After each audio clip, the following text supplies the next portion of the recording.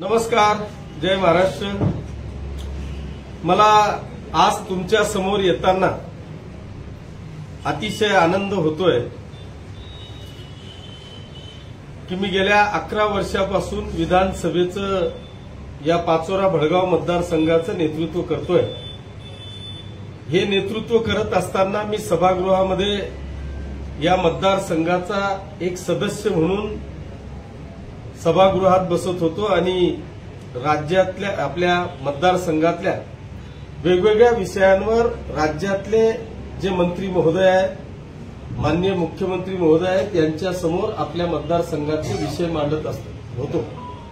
परंतु आज या राज्याचे मुख्यमंत्री आदरणीय देवेंद्रजी फडणवीस साहेब, आमचे मुख्य नेते तथा उपमुख्यमंत्री आदरणीय एकनाथजी शिंदे साहेब आणि आदरणीय अजितदादा पवार साहेब यांच्या नेतृत्वाखाली असलेल्या या युती सरकारमध्ये मला तालिका अध्यक्ष होण्याचा बहुमान माननीय मुख्यमंत्री आणि माननीय दोघेही उपमुख्यमंत्र्यांनी दिला। त्याबद्दल मी आपल्या सगळ्यांच्या माध्यमातून माननीय मुख्यमंत्री आणि उपमुख्यमंत्री महोदयांचे मनापासून आभार मानतो, त्यांना धन्यवाद देतो। त्या सीटवर बसल्यानंतर निश्चितपणे एक वेगळ्या पद्धतीचा आनंद आणि अभिमान वाटत होता की मी या सीटवर बसून फक्त 288 आमदारांसमोर काम करत नाही, तर या महाराष्ट्रातल्या 14 कोटी जनतेच्या समोर मी या सीटवर बसलेलो आहे, अशा पद्धतीचा एक आनंद होत होता आणि तो अभिमान सुद्धा वाटत होता। आणि म्हणून एक निश्चितपणे जेवढे मानावे तेवढे आभार मला वाटतं युतीच्या सरकारचे। पण अध्यक्ष म्हणून काम करत असताना मी खाली आल्यावर या विधानसभेचा सदस्यपद कधी विसरलो नाही। या विधानसभेचा सदस्य म्हणून या पाचोरा आणि भडगाव मतदारसंघातल्या ज्या वेगवेगळ्या समस्या माझ्या समोर येत होत्या, त्या सगळ्या समस्या मी वेगवेगळ्या माध्यमातून विधान भवनामध्ये मांडण्याचा प्रयत्न केला। त्याच्यात सगळ्यात महत्वाचा विषय होता तो म्हणजे आपल्या मतदारसंघातल्या तमाम शेतकरी बांधवांच्या शेत रस्त्यांचा, की त्या शेत रस्त्यांमध्ये आज जर का पाहिलं तर मला दिवसभरातून जे काही 100, 200, 300 फोन येतात, त्या फोनमध्ये 50% फोन ह्या आपल्या मतदारसंघातल्या तमाम शेतकरी बांधवांच्या शेत रस्त्यांच्या संदर्भामध्ये असतात। आणि म्हणून याला कुठेतरी निर्णय लागावा, या तमाम शेतकरी बांधवांच्या शेत रस्त्यांना कुठेतरी न्याय मिळावा, या उद्देशाने मी या विषयात लक्षवेधी मांडली आणि त्या लक्षवेधीच्या माध्यमातून या राज्याचे रोजगार हमी मंत्री आदरणीय भरतशेठ गोगावले यांनी त्याच पद्धतीचं उत्तर मला दिलं। अतिशय राज्यातली किंवा मतदारसंघातली शेत रस्त्यांची समस्या असलेले जेही शेतकरी असतील त्यांना समाधान वाटेल अशा पद्धतीचं उत्तर माननीय मंत्री महोदयांनी दिलं। परंतु मला खास अभिमानाने आणि आनंदाने सांगावंसं वाटतं की या विषयावर माझ्यासह अनेक ग्रामीण भागातल्या आमदारांनी या शेत रस्त्यांच्या संदर्भामध्ये प्रश्न विचारले। त्यावेळेस या राज्याचे मुख्यमंत्री आदरणीय देवेंद्रजी फडणवीस साहेब यांनी इंटरफेअर केला, सभागृहामध्ये निवेदन केलं आणि त्या निवेदनाच्या माध्यमातून त्यांनी या राज्यातल्या तमाम शेतकरी बांधवांना आश्वस्त केलं की येणाऱ्या 5 वर्षात महाराष्ट्रातले 100% शेतपानंद रस्ते हे आम्ही मजबूतीकरण करू, अशा पद्धतीचं निवेदनातून त्यांनी या 100% महाराष्ट्राच्या शेतकरी बांधवांना आश्वस्त केलं। त्यांनी तेवढ्यावर थांबले नाही, तर या राज्याचे महसूल मंत्री आदरणीय बावनकुळे साहेब यांना त्या समितीचं अध्यक्ष करून 1 महिन्याच्या आत अहवाल देण्याचे आदेश माननीय मुख्यमंत्री महोदयांनी केले। आणि मला खात्री आहे की माननीय मुख्यमंत्री महोदयांनी जो निर्णय घेतला त्याला 100% पूर्णत्वासकडे नेतील, यात माझ्या मनामध्ये कुठल्याही प्रकारची शंका नाही। येणाऱ्या 5 वर्षानंतर आपल्या या मतदारसंघातल्या एकाही शेतकऱ्याच्या शेत रस्त्याच्या संदर्भातली समस्या ही आमच्यापर्यंत येणार नाही, याची काळजी आणि हमी निश्चितपणे मी या ठिकाणी घेतो। दुसरा एक महत्वाचा विषय या ठिकाणी होता तो म्हणजे अनेक आमचे शिक्षक आहेत. खरं म्हणजे राज्य सरकारने एक अतिशय चांगल्या पद्धतीचा निर्णय घेतला, तो म्हणजे पवित्र पोर्टलचा, की 2012 नंतर जे या महाराष्ट्रातले अनेक डीएड बीएड गुणवंत विद्यार्थी आहेत, परंतु परिस्थिती हालाकीची आहे. तो परिस्थितीमुळे कुठल्याही संस्था चालकाला पैसा देऊ शकत नाही, कुठल्याही शिक्षणाधिकाऱ्याला किंवा संचालकाला पैसे देऊ शकत नाही. म्हणून तो डीएड बीएड करून अनेक वर्षापासून तो घरी आहे. आपल्याला असेही लोक, असेही विद्यार्थी किंवा तरुण आपल्याला पाहायला मिळतात की त्यांनी 10-10, 20-20 लाख रुपये 10-10, 15-15 वर्ष झाले एखाद्या शिक्षण संस्था चालकाला देऊन ठेवलेत, पण त्याचा अजूनही अप्रुव्हल नाही, त्याला अजूनही शालार्थ आयडी नाही, त्याला अजूनही पेमेंट नाही. असे अनेक बेरोजगार तरुण आपल्याला या ठिकाणी पाहायला मिळतात. आणि म्हणून निश्चितपणे राज्य सरकारने 2012 नंतर पवित्र पोर्टल चालू करून खऱ्या अर्थाने एक सत्सक विवेक बुद्धीने महाराष्ट्रातल्या या सगळ्या बेरोजगार तरुणांना पवित्र पोर्टलच्या माध्यमातून न्याय मिळेल अशा भावनेने ते पवित्र पोर्टल चालू केलं. त्याच्यामध्ये अनेक गोरगरीब तरुण, जे कोणी विद्वान विद्यार्थी होते, हे सगळेजण पवित्र पोर्टलच्या माध्यमातून पासही झाले. परंतु त्याच्यातला कुठेतरी असा डिस्टन्स मला दिसत होता की जर पवित्र पोर्टलच्या माध्यमातून एखाद्या संस्थेवर जर एखाद्या विद्यार्थ्याला किंवा एखादा पवित्र पोर्टलच्या माध्यमातून उत्तीर्ण झालेल्या त्या शिक्षकाला जर त्या संस्थेवर रिक्त जागेत पाठवायचं असेल तर ते 1:10 असा रेशो कदाचित राज्य सरकारचा होता. आणि त्या 1:10 रेशो दिल्यामुळे मग आपण पुन्हा संस्था चालकाला अशी काही वाव ठेवली आहे का, किंवा त्या एका जागेसाठी 10 विद्यार्थी द्यायचे. पवित्र पोर्टलमधून सगळेच पास झाले, अर्थात तो विद्वान आहे, त्याच्यामध्ये ती विद्वत्ता आहे, म्हणूनच त्याला आपण पवित्र पोर्टलनी पास केलेलं आहे आणि म्हणूनच आपण त्याला त्या ठिकाणी दिलेलं आहे. मग असं असताना 1:10 का आपण देतो, तर त्याच्यात त्या संस्था चालकाला बार्गेनिंग करण्याची पॉवर आपण दिलेली आहे का? कारण जर एक विद्यार्थी जर आपण असं न करता जर डायरेक्ट एक जागा रिक्त आहे आणि एक विद्यार्थ्याला जर का आपण दिलं तर डायरेक्ट त्याचं सिलेक्शन होऊ शकतं. पण असं न करता जर 10 विद्यार्थी दिले तर कोण जास्त देतं, पुन्हा लिलावाची परिस्थिती त्या तरुणांची किंवा त्या शिक्षकाचा लिलाव होण्याची भीती आपल्याला त्या ठिकाणी होती.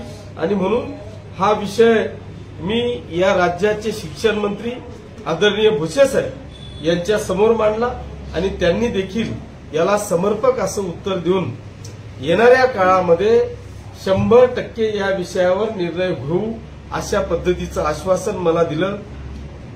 जे कोणी या राज्यातले बेरोजगार पवित्र पोर्टलच्या माध्यमातून पास झालेले विद्यार्थी आहेत यांनी फोनमधून माझा एक प्रचंड प्रमाणामध्ये स्वागत केलं, मला धन्यवाद दिले.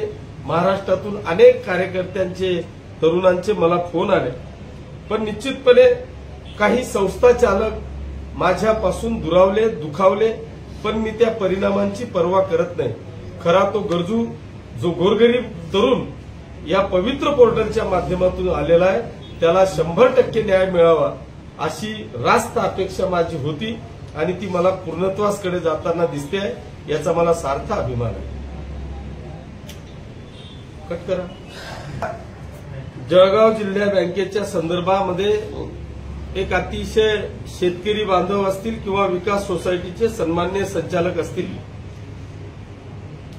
यांच्या मनामध्ये प्रचंड अशी अस्वस्थता या जळगाव जिल्ह्यातल्या तमाम शेतकरी बांधवांमध्ये होती. आज आपण जर का पाहिलं तर फक्त जळगाव जिल्हाच नाही तर संपूर्ण महाराष्ट्रामध्ये, मग ते मागच्या काळातल्या घोषणा असतील किंवा आत्ताच्या घोषणा असतील किंवा विधानसभेमध्ये आपण दिलेला वचननामा असेल किंवा आमच्या नेत्यांनी दिलेली आश्वासनं असतील, त्या सगळ्या आश्वासनांमधला एक प्रमुख आश्वासन होतं ते म्हणजे शेतकरी बांधवांच्या कर्जमाफीचं. ते आम्ही आजही मान्य करतोय. कर्जमाफी होणार अशा पद्धतीने माननीय मुख्यमंत्री महोदयांनी देखील निवेदन आपल्याला सभागृहामध्ये, अधिवेशनामध्ये केल्याचं आपल्याला पाहायला मिळतंय. अशा परिस्थितीत अशा परिस्थितीत जर का आपण पाहिलं तर शेतकरी हा डबल मानसिकतेत होता की जर मी आज कर्ज भरून टाकलं आणि उद्या जर का कर्ज माफ झालं तर माझं किती नुकसान होईल, ह्या एका विचाराने अनेक शेतकरी बांधवांनी कर्ज भरणं बंद केलं. ते कर्ज न भरल्यामुळे अनेक विकास सोसायट्या जिल्ह्यातल्या अनिष्ट तफावतमध्ये आल्या आणि त्या अनिष्ट तफावतमध्ये आल्यामुळे जिल्हा बँकेने असा निर्णय घेतला की जी सोसायटी अनिष्ट तफावतमध्ये असेल अशा सोसायटींच्या सर्व शेतकरी सभासदांना आम्ही थेट फायनान्स करू. असा निर्णय घेतल्याच्या नंतर मी स्वतः जिल्हा बँकेचा संचालक आहे. आपण जिल्हा बँकेमध्ये ह्या विषयाला थांबवण्याचा प्रयत्न केला, परंतु त्याला मला यश आलं नाही. पण माझ्या मतदारसंघातल्या शेतकऱ्यांना कुठेतरी न्याय मिळायला पाहिजे. यांना थेट फायनान्स न करता जो सभासद जिल्हा बँकेची विकास सोसायटी आहे त्या विकास सोसायटीच्या माध्यमातूनच आपल्या शेतकऱ्यांना फायनान्स मिळावा अशा पद्धतीचा विचार डोळ्यासमोर ठेवून मी राज्य सरकारकडे लक्षवेधी मांडली. अधिवेशनात ती लक्षवेधी घेतल्याच्या नंतर मी या राज्याचे सहकार मंत्री आदरणीय बाबासाहेब देशमुख यांना मनापासून धन्यवाद देईन की त्यांनी हा विषय गांभीर्याने घेत मला अधिवेशनामध्ये सभागृहामध्ये त्यांनी आश्वासित केलं की आपण काळजी करण्याची आवश्यकता नाही, मी 2 दिवसात याच्यावर मीटिंग घेऊन 100% निर्णय घेऊ असं आश्वासन दिलं. त्यांनी त्या शब्दाचं पालन करत 4 दिवसाच्या आत मीटिंग बोलवली. त्या मीटिंगमध्ये नाबार्डचे कमिशनर बोलवले, आरबीआयचे अधिकारी बोलवले, जिल्ह्याचे डीडीआर बोलवले, रजिस्ट्रार बोलवले, जॉईंट रजिस्ट्रार बोलवले, एमडी बँकेचे चेअरमन आणि आम्ही माझ्या समवेत सहकार आपले सावकारे साहेब मंत्री महोदय हे देखील होते.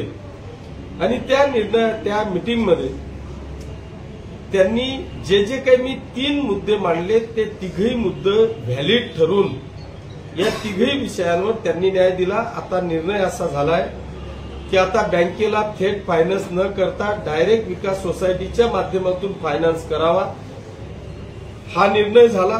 तो निर्णय इतक्या महत्वाचा आहे की एक तर विकास सोसायटी हा सहकारचा मुळात पाया आहे आणि तो पायाच उद्ध्वस्त करण्याचं काम जिल्हा बँकेच्या प्रशासनाच्या माध्यमातून चाललेलं होतं. त्याला कुठेतरी थांबा मिळाला. दुसरा एक विषय होता की तो म्हणजे जिल्हा बाहेर असलेली जी शेती आहे त्या शेतकऱ्याला कर्ज न देण्याचा निर्णय जिल्हा बँकेने घेतला. त्याही गोष्टीवर आपण तिथे फाईट केली. सहकार मंत्री महोदयांना कायदेशीर बाजू समजून दिली की जरी शेतकऱ्याची शेतजमीन ही जिल्ह्याच्या बाहेर असेल तर तो विषय फक्त माझ्यापुरता नाही तर महाराष्ट्रातल्या प्रत्येक जिल्ह्यात हा विषय येणारच आहे की ह्या जिल्ह्याची जमीन त्या जिल्ह्यात असणारच आहे, ह्या जिल्ह्यातली जमीन त्या राज्यात असणारच आहे. हा विषय फक्त किशोरप्पापुरता किंवा किशोरप्पाच्या मतदारसंघापुरता नाही तर हा राज्यव्यापी विषय होता. हा ध्यानात घेता नाबार्डचे कमिशनर साहेबांनी अगदी सविस्तर असे आदेश जिल्हा बँकेच्या एमडींना दिले.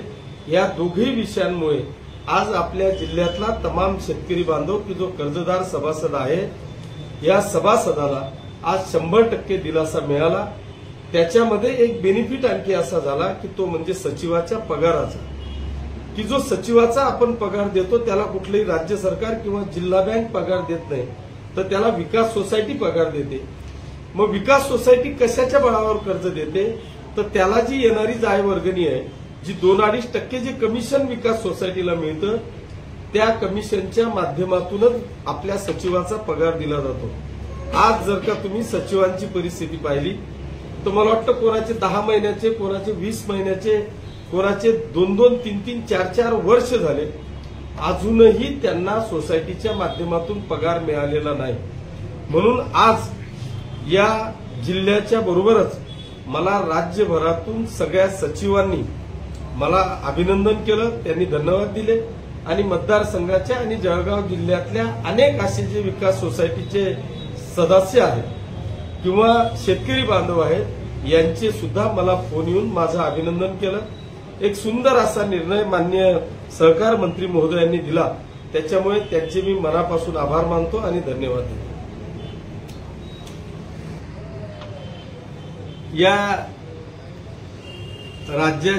राज्यामध्ये वैद्यकीय क्षेत्रात काम करणारे होमिओपॅथी डॉक्टर म्हणजे बीएचएमएस डॉक्टर आपणही सगळेजण पाहतोय की गेल्या अनेक वर्षापासून ग्रामीण भागापासून तर शहरी भागापर्यंत अनेक गोरगरीब रुग्णांची सेवा करणारा डॉक्टर म्हणून होमिओपॅथी आणि बीएचएमएस असलेल्या ह्या डॉक्टरांची आज आपल्या सगळ्यांच्या समोर ओळख आहे. गेल्या अनेक वर्षापासून हे सेवा देत असताना अचानक मधल्या काळामध्ये यांना प्रचंड प्रमाणामध्ये कुठेतरी बेकायदेशीर डॉक्टर आहेत अशा पद्धतीचा त्रास होत असताना 2014 मध्ये आत्ताचे मुख्यमंत्री आदरणीय देवेंद्रजी फडणवीस साहेब 2014 मध्ये मुख्यमंत्री असताना देवेंद्र फडणवीस साहेबांच्याच काळामध्ये या महाराष्ट्रातल्या तमाम बीएचएमएस डॉक्टरांना अधिकृत केल्याची घोषणा मला वाटतं त्या काळामध्ये आदरणीय देवेंद्रजी फडणवीस साहेबांनी केली आणि त्यावेळेस त्यांच्याकडून एक कोर्स करण्याचा निर्णय, कुठला कोर्स, सीसीएमचा कोर्स करून घेण्याचा निर्णय मला वाटतं त्या काळामध्ये घेतला गेला. त्यावेळेस 50 ओलांडलेले 60 ओलांडलेले सुद्धा बीएचएमएस डॉक्टरांनी तो सीसीएमचा कोर्स केला आणि तो कोर्स केल्याच्या नंतर रजिस्ट्रेशन करू अशा पद्धतीची मला वाटतं त्या काळामध्ये घोषणा झाली. 2014 ते 2025 पर्यंत ह्या सगळ्या प्रोसेस चालू असताना अचानक या राज्यातले किंवा भारतभरातल्या सगळ्या एमबीबीएस डॉक्टरांनी काहीतरी प्रेशराईज करून किंवा सुप्रीम कोर्टामध्ये काहीतरी ह्या गोष्टीमध्ये अपील दाखल करून यांच्यावर बंदी आणण्याच्या संदर्भात मला वाटतं कुठेतरी कोर्टामध्ये गेले आणि कोर्टात गेल्याच्या नंतर साधारणतः 2 महिन्याकरता ह्या बीएचएमएस डॉक्टरांच्या निर्णयावर स्थगिती देण्याचा निर्णय मला वाटतं माननीय मुख्यमंत्री देवेंद्रजी फडणवीस साहेबांनी घेतला आणि हा विषय मला वाटतं महाराष्ट्रातल्या सगळ्याच आमदारांपर्यंत पोहोचला. नुसताच पोहोचला नाही तर महाराष्ट्रातल्या सगळ्या बीएचएमएस डॉक्टरांनी मुंबईच्या आझाद मैदानावर मला वाटतं कदाचित 10-20 हजारांची संख्येने महाराष्ट्रातले सगळे बीएचएमएस डॉक्टर त्या ठिकाणी जमले. त्यांनी आंदोलन केलं आणि एक आमदार म्हणून आपल्याही मतदारसंघातले कोणी डॉक्टर त्या ठिकाणी आलेले आहेत म्हणून त्यांची भेट घ्यावी याच्यासाठी आम्ही त्या ठिकाणी गेलो. सर्व डॉक्टरांची भेट घेऊन त्यांच्या वेदना पाहिल्याच्या नंतर निश्चितपणे हा विषय माननीय मुख्यमंत्री महोदय किंवा मेडिकल एज्युकेशन मिनिस्टर माननीय हसनजी मुश्रीफ साहेब यांच्यापर्यंत हा विषय गेला पाहिजे या उद्देशाने आपण एक लक्षवेधी अधिवेशनामध्ये घेतली.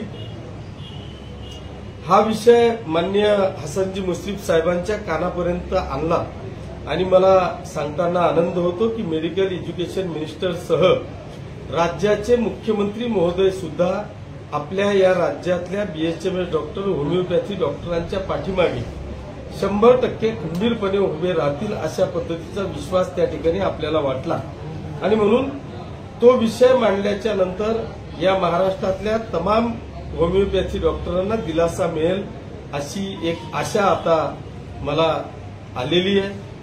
अशी अपेक्षा मला वाटते की येणाऱ्या 2 महिन्याच्या आत 100% निर्णय लागून या राज्यातल्या होमिओपॅथी प्रॅक्टिस करणाऱ्या, खऱ्या अर्थाने गोरगरीब रुग्णांची सेवा करणाऱ्या या डॉक्टरांना न्याय मिळेल. आत्ताच जो काही विषय निघाला की काही बोगस डॉक्टरांचा, की ह्या बोगस डॉक्टरांच्या संदर्भामध्ये सुद्धा मी माननीय मंत्री महोदयांना या ठिकाणी सांगितलं की एका बाजूला ग्रामीण रुग्णालयामध्ये किंवा शहरी भागामध्ये एमबीबीएस डॉक्टर मिळत नाही, दुसऱ्या बाजूला बोगस डॉक्टरांचा सुळसुळाट आहे. अशी परिस्थिती असताना आम्ही तिसऱ्या बाजूला या राज्यामध्ये खऱ्या अर्थाने गोरगरिबांची सेवा करणाऱ्या होमिओपॅथी डॉक्टरांवर आम्ही जर का स्टे देणार असू किंवा त्यांचा विषय जर आम्ही थांबवणार असू तर मग मात्र ग्रामीण भागातला हा गोरगरीब जनता की ज्यांच्या भरोश्यावर, ज्या डॉक्टरांच्या भरोश्यावर त्याची आतापर्यंत ही रुग्णसेवा चालू होती, तो मात्र वाऱ्यावर येईल अशा पद्धतीची विनंती मी माननीय मंत्री महोदयांना केली आणि त्यांनी त्याच तत्परतेने मला आश्वासित केलं की येणाऱ्या 2 महिन्यापर्यंत आपण 100% या राज्यातल्या तमाम बीएचएमएस डॉक्टरांना न्याय देऊ अशा पद्धतीची घोषणा त्यांनी त्या ठिकाणी केली। त्याबद्दल मी माननीय मुश्रीफ साहेबांचे आणि आपल्या युतीच्या सरकारचे मनापासून आभार मानतो।